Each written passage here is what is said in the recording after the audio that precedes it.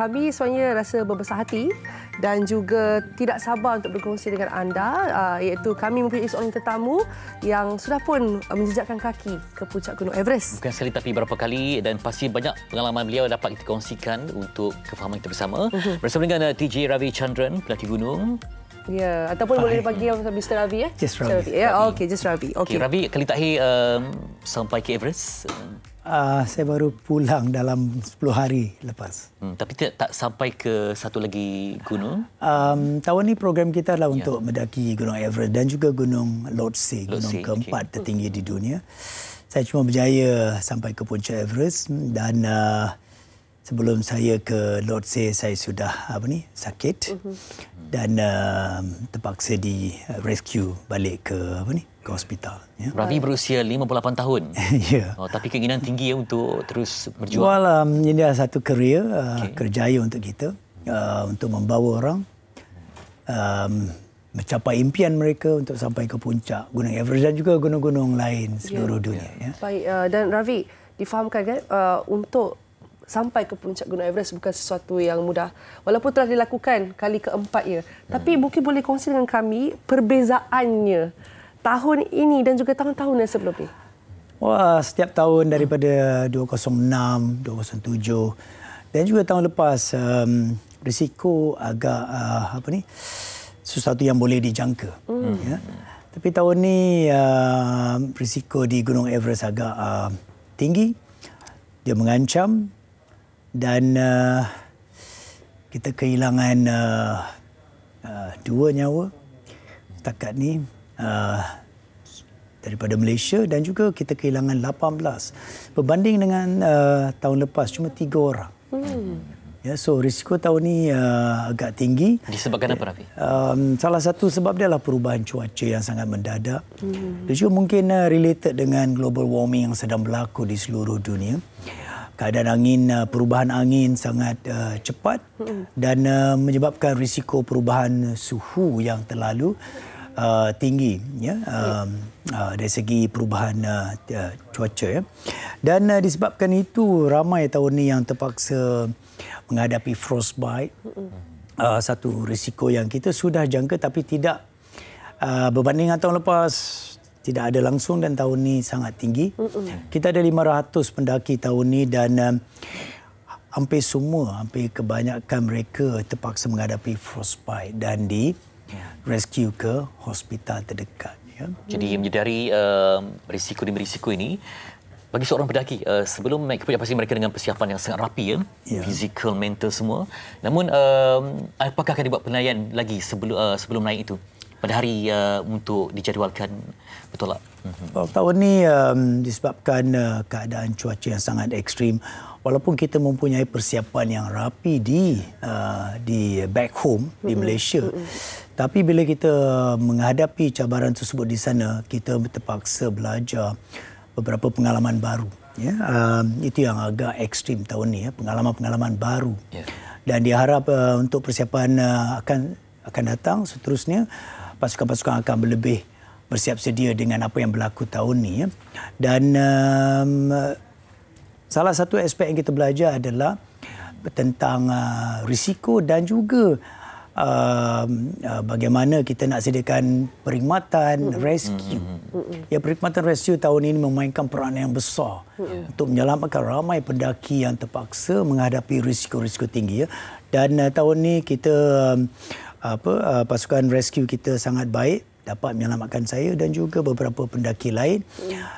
Salah satu aspek yang sangat penting, ya, kita tidak boleh memperlekehkan kemudahan rescue dari sekarang. Jadi sebabkan pihak Nepal sendiri mungkin ada sediakan helikopter mana gunung. Dan apa lagi fasilitis yang ada ataupun apa je? Salah satu fasilitis yang ada adalah rescue team, high altitude rescue team. High altitude. Ya, helikopter cuma boleh bantu kita setakat 7,000. Tetapi bila kita menghadapi masalah di 8,000 meter, kita terpaksa dibawa turun. Jadi orang yang membuat turun ni adalah orang-orang Sherpa-Sherpa yang sudah ada pengalaman, yang sudah banyak kali ke puncak, dan mereka ni harus bersiap sedia di kemah 2. Bila saja kita menghadapi masalah di puncak ataupun di bawah puncak ataupun di kemah 4, kita akan kerahkan mereka untuk memberi bantuan kepada kita. Baik, bagaimana dengan komunikasi tu? Selalunya kita of course radio. Okey. Yang kedua adalah kita akan hantar Sherpa yang bersama kita untuk terus ke bawah sambil kita menunggu bantuan oksigen ke atau bantuan lain, dan mereka akan bekerja ke bawah dan membuat radio call daripada Kemah 4 untuk pasukan tambahan ke atas untuk membawa kita turun ke paras di mana helikopter dapat fix the line tu untuk membawa kita, mengambil kita daripada fix line tu terus ke 6,500 meter. Anggaran sekitar proses penyelamat tu? Selalunya bergantung pada cuaca. Kalau cuaca buruk, helikopter tak boleh datang. So kadang-kadang bergantung pada nasib juga. Jadi kita perlu cuaca yang sangat baik untuk helikopter datang dan mengambil kita. Dan bila mereka sebut saja mereka akan datang, kita harus bergegas. Jadi Sherpa kita perlu membawa kita secepat yang mungkin, dalam 3 jam, 4 jam, 5 jam ke tempat untuk pick up tu. Baik. Jadi sama juga dengan gunung-gunung lain seperti juga even Kinabalu pun sama juga, kita ada helipad di mana kita terpaksa membawa mereka ke bawah sebagai malim dan kita akan diambil dari sana.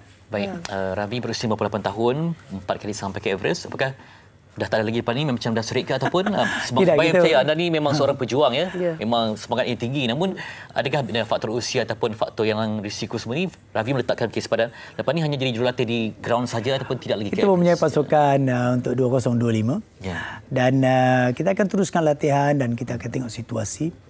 Of course salah satu faktor usia juga memainkan peranan kalau sekiranya kita tidak dapat menyamai fitness orang muda yang yang lebih kuat daripada kita and so on. Of course kita terpaksa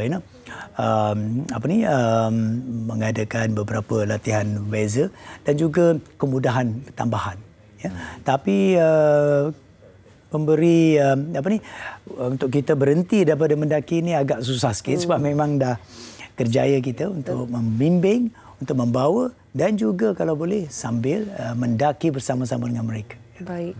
So kita akan teruskan dengan program 2025. Jadi macam mana juga hubungan mungkin ada ruang komunikasi dengan pendaki di negara lain sentiasa berbincang menyedari sebab ini tumpuan dunia kan.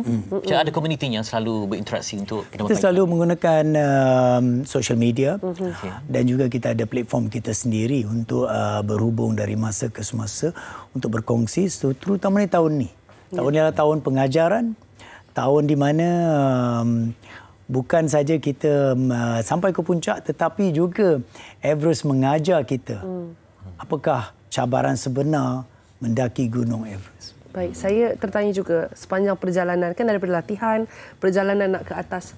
Ada juga tak mungkin antara ahli-ahli yang tidak mampu ke atas dan kata okey, tak mahu teruskan perjalanan. Daripada 600 orang yang berdaftar diri apply permit 570 lebih saya rasa. Kita percaya sepanjang perjalanan mereka bergerak daripada Kathmandu ke base camp dan ke Kemah 4 dan ke puncak, ramai yang akan give up sepanjang jalan. Ini adalah salah satu aspek dari segi kata orang macam mana kentalnya semangat kita untuk menghadapi cabaran. Jadi bukan semua orang yang ada. Dan setiap orang akan give up sepanjang jalan. Macam Ravi ketika pertama kali dulu memang bila dah sukses tu akan ada semangat yang tinggi untuk kali kedua, ketiga dan berikutnya kan. Itu yang penting Setiap hari kali kita mencapai suatu puncak, kita akan jadikan dia sebagai satu inspirasi untuk membawa kita ke puncak seterusnya. Jadi setiap kali kita sampai ke puncak, dia seolah-olah dia akan memberi kita semangat baru untuk mencuba sesuatu yang lain pula. Jadi tahun ni saya mencuba sesuatu yang lain dan saya gagal untuk mencapai gunung kedua Lhotse itu, tapi saya akan teruskan juga perjuangan saya untuk 2025 di mana saya akan cuba juga Everest Lhotse 2025 pula. Kejuaraan yang dalam itu macam mana proses Frostbite? Frostbite ni sesuatu yang saya sudah merasai daripada 2006 Dan tahun lepas pun saya hilang dalam 1 cm. Dalam 1 mm Setiap tahun bila saja cuaca sangat ekstrim saya akan kehilangan sebab ini adalah jari-jari asal saya tidak pernah pergi untuk bedah. Jadi dia ni kata orang amputation yang biasa saja, pecahkan saja sendiri. Jadi setiap tahun bila ada saja cuaca jatuh -30, -40, saya akan kehilangan 1 mm daripada tulang saya dan juga jari. Itu adalah sesuatu yang saya sudah terima dan keluarga saya pun bersedia untuk menerima. Dan setiap kali kita balik, kita akan mulakan dengan perkhidmatan, of course, dengan kemudahan oksigen yang kuat untuk pulihkan semua tisu dan organ. Dan juga kita akan cuba memanaskan organ-organ, tisu-tisu yang rosak ni dari masa ke semasa untuk hidupkan dia balik. Berapa lama tempoh recovery selepas turun tu? Selalunya 4 minggu, 5 minggu. Dan selain daripada frostbite, apa lagi agaknya bahagian-bahagian badan yang sensitif yang selalunya akan... Kita akan ada, kata orang, pulmonary edema. Di mana akan ada cecair dalam paru-paru. Jadi kita akan batuk. Jadi minggu pertama yang saya balik hari itu memang saya tak boleh bercakap dengan siapa sebab saya akan batuk setiap masa. Ya. Dan kita panggil dry cough, kumbu cough ya. So sentiasa ada dalam tu. Dan satu lagi adalah dari segi haze. Haze ni adalah cerebral edema. Yang ni pula lain sikit pula. Dia akan hilangkan kita koordinasi kita. Kita tak boleh berjalan dengan betul. Ya, dan kita kehilangan keseimbangan. Dan itu yang selalu kita akan jatuh bila kita menghadapi haze. Inilah yang 2 jenis AMS, tahap 2 dan tahap 3 yang boleh membunuh orang. Kebanyakan kita yang mati di atas tu adalah disebabkan 2 jenis ni. Selain daripada kesilapan teknikal, salah pasang kita punya safety ke, dan kita akan jatuh, dan kita akan jatuh 1,000 meter, 2,000 meter di mana seluruh organ kita semua akan pecah, berkecai, dan selalunya akan susah untuk diselamatkan.